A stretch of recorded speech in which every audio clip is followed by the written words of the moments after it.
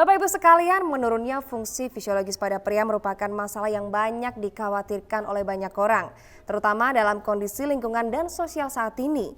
Tujuan dari seminar ini adalah untuk memberikan Anda informasi dan saran dari para ahli dan juga untuk membantu Anda lebih memahami penyebab, akibat, serta menemukan solusi yang paling tepat untuk menyelesaikannya.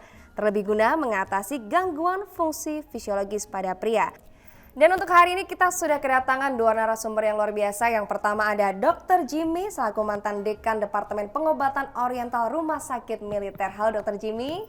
Iya, kabar baik Mbak Titi. Oke, baik, dan selanjutnya adalah aktor Indonesia, pemain FTV dan juga sinetron yang luar biasa. Ada Bapak Kris Anjar. Halo, apa kabar Mas Kris? Atau Mas Anjar saya panggilnya? Mas aja, alhamdulillah baik. Mas Anjar, oke, baik. Bagaimana caranya? Jadi begini. Statistik dalam studi terbaru tentang keadaan gangguan fungsi fisiologis pada pria, ini memang bisa menjadi sebuah peringatan dan merupakan masalah yang mengkhawatirkan untuk kita semuanya, apalagi di era modern seperti ini.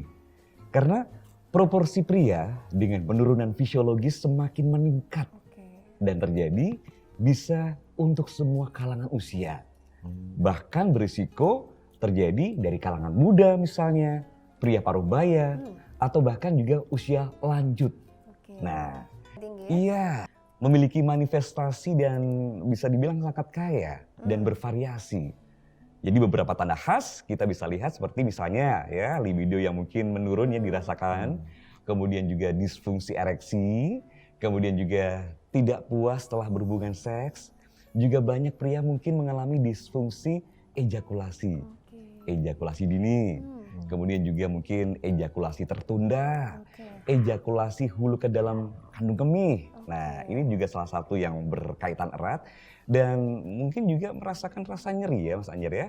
Nyeri setelah buang air kecil, kemudian nyeri setelah berhubungan seks. Dan setelah itu kita juga harus melihat manifestasi langsung yang dikenali melalui hubungan seksual. Karena gangguan fisiologis juga dapat terwujud melalui gejala yang tidak langsung.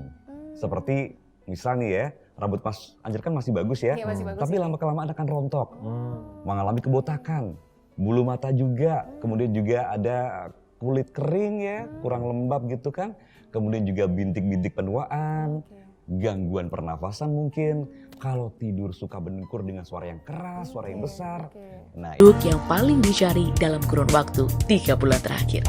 Bahan utama roket adalah ekstrak cordycepin yang ditemukan dalam cordyceps, yang merupakan tanaman cukup langka di daerah Tibet. Cordyceps yang berada di Tibet telah dikenal lama sebagai ramuan yang memberi energi. Hingga sekarang masih dianggap sebagai kado panjang umur yang bermakna baik untuk kesehatan tubuh.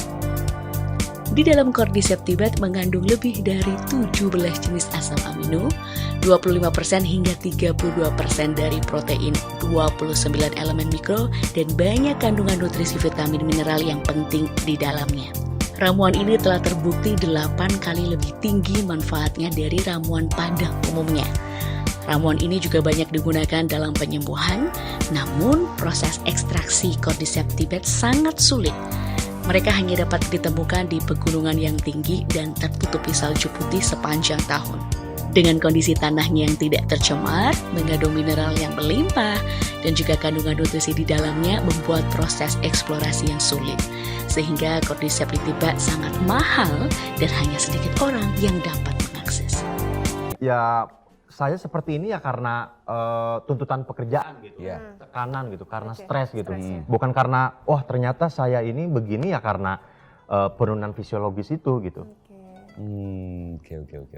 Saya mungkin, kok sekarang dalam hidup saya banyak perubahan ya. Apalagi ketika memasuki fase pernikahan.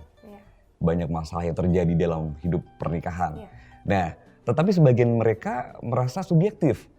Mereka tidak memperhatikan untuk mengatasinya seperti apa dan bahkan udahlah membiarkannya. Membiarkan saja ya. Sampai gejala itu bertumpuk dan bahkan menimbulkan penyakit baru.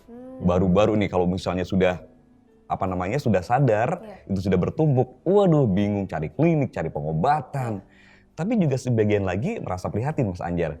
Karena mereka takut dan mungkin juga tidak mengunjungi, tidak mencari instruksi yang benar seperti apa.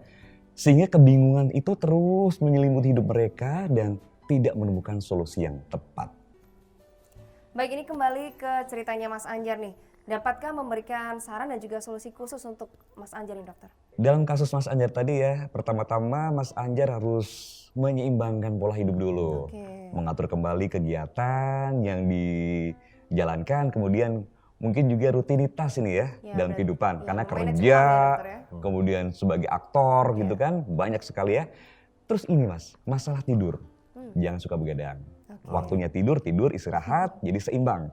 Kemudian juga asupan gizi, nutrisi yang cukup, dan terutama mengurangi, meminimalkan penggunaan atau stimulan dari alkohol, rokok. Nah ini, karena selain itu, untuk penurunan fungsi fisiologis yang berkaitan dengan usia, penurunan hormon seks testosteron sangat penting Mas Anjar, Mbak Titi.